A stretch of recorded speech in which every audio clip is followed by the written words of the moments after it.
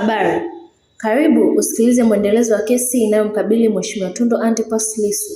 Leo tarehe 17 Oktoba 2025.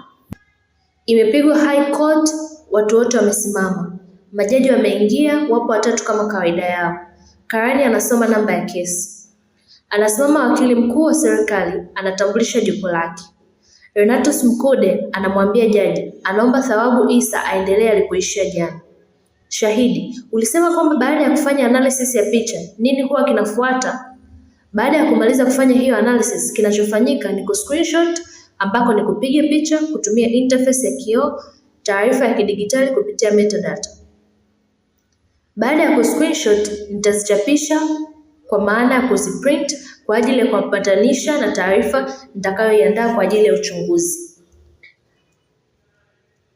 Baada ya kufikia hiyo hatua, naandaa taarifa ya uchunguzi kwa kurejea uchunguzi niliofanya kwa kuangalia police notebook na taarifa nilizoandika. Taarifa hiyo huwa inaenda sambamba na covering letter. Na covering letter kwa ajili ya kuwajibu requesting authority. Waliiomba ni wajibu baada ya kufanya uchunguzi huo. Baada ya kuandaa taarifa hiyo, taarifa ya uchunguzi inakuwa na majina ya mchunguzi, logo ya jeshi la polisi. Mchunguzi akishamaliza kuandaa taarifa hiyo, ataisign, kugonga muhuri wa commission ya uchunguzi wa sayansi jinai. Muhuri itasainiwa na mnadhimu wa sayansi jinai kwa niaba ya kamishna ya uchunguzi jinai.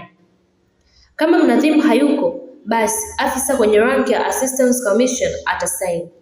Mchunguzi atapaki vielelezo kwenye bahasha, atasaini bahasha iliyobeba vielelezo na kugonga muhuri. Barua na covering letter tutaweka kwenye bahasha na kuandika maeneo zinakoenda, kusaini na kuweka muhuri. Baada ya hapo, ofisi itawasiliana